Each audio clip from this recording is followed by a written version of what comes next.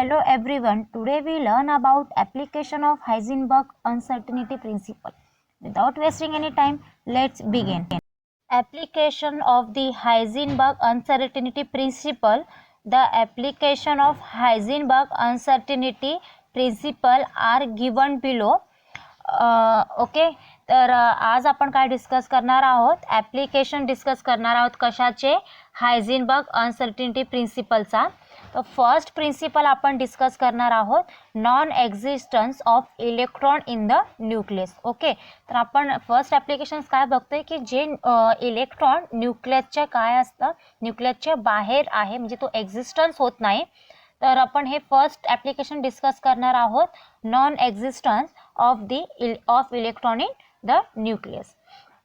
We know that the radius of nucleus of any atom is of the order of 10 raised to power minus 16 meter. So if an electron is confined within the electron, the uncertainty in its position must not be greater than 10 raised to power minus 14 m. Okay, आपल्याला आपण काय discuss करतोय, first application. तर आपण काय म्हणतोय की जी ॲटमची जी न्यूक्लियस ऑफ एनी ॲटमची रेडियस किती असते, 10 raised to power minus 14 metre. आणि इलेक्ट्रॉन जे इलेक्ट्रॉन आहे ती कन्फाईन कशाची आहे, न्यूक्लियसच्या. तर uncertainty position must be greater than किती असेल त्याची, 10 raised to power minus 14 meter. According to uncertainty principle, del x into del p approximate h cross upon 2. Okay, तर del x is equals to del p काय आहे तुमची, h cross upon 2 आहे. तर wear del x काय आहे, uncertainty in the position. ठीक आहे, तर del x into del p approximate h cross upon 2. Okay, म्हणजे डेल एक्स आणि डेल पी.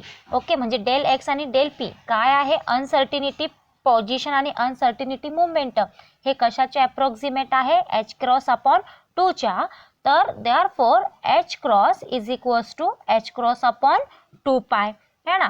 तर मग इक्वेशन काय मिळेल की एच क्रॉस काय, कारण की डेल एक्स काय आहे, del x is equals to काय आहे, R is equals to 10 raised to power minus 14 है ना. म्हणजे अनसर्टिनिटी इन द पोझिशनची जी रेजिस्टन्स आहे डेल एक्सची ती किती व्हॅल्यू आहे, 10 raised to power minus 14 आहे. आणि अनसर्टिनिटी मोमेंटम पण किती आहे, त्याची रेजिस्टन्स 10 raised to 14 आहे. तर आपण म्हणू शकतो की H cross is equals to काय मिळेल, H cross upon 2 pi. Since delta X into delta p approximates h cross upon 4 pi. del p approximate h upon 4 pi. जर del x into del p approximate h cross upon 4 pi आहे, तर del p पण कशाचे approximate असेल, h upon 4 pi into r है ना. म्हणजे जे आपण जे एच अप्रॉक्सिमेट का डेल एक्स आणि डेल पी जी आहे ही अप्रॉक्सिमेट कशाची आहे, H upon 4 pi into R. तर H cross upon 2 is equals to काय मिळेल, एच अपॉन 4 पाय. तर आपण म्हणू शकतो एच अपॉन काय आहे तुमची डेल एक्स काय मिळेल, एच अपॉन 4 पाय. तर del P approximate H upon 4 pi R. Okay, मग डेल पी किती मिळालेली आहे तुम्हाला, डेल पीची व्हॅल्यू काय मिळालेली आहे, एच अपॉन 4 पाय आर. तर एचची व्हॅल्यू काय आहे, एच काय आहे, प्लँक कॉन्स्टंट. एचची व्हॅल्यू काय आहे, 6.62 into 10 raised to power minus 34 आहे. आणि तिची जी रेडियस आहे ती रेडियस आपण काय म्हणतोय, 4 पाय, म्हणजे 4 into 3 into 10 raised to power 3 into 14 into 10 raised to power R काय आहे, 10 raised to power minus 14 आहे. तर ह्या व्हॅल्यूला आपण पुट केली तर आपल्याला व्हॅल्यू काय मिळालेली आहे, 5.27 into 10 raised to power minus 21 kilogram. ठीक आहे, तर मग आपण delta P is equals to काय मिळालेली आहे, 5.27 into 10 raised to power minus 21 kilogram metre second.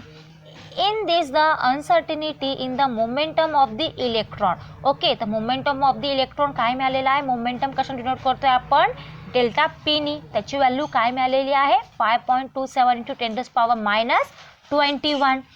The momentum of the electron must be at least comparable with its magnitude, that is मग delta P हे अप्रॉक्सिमेट काय आहे, P.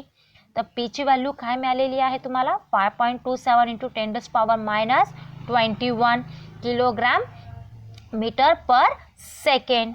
The kinetic energy of the electron of mass. Okay, मग आता kinetic energy of the electron मासची value किती दिलेली आहे, 9.1 × 10⁻31. ओके, तर आपल्याला माहिती आहे की कायनेटिक एनर्जीचं इक्वेशन काय असतो, E = ½ mv². आणि जर m² जर घेतला आपण तर काय म्हणू शकतो, m² × v²/m.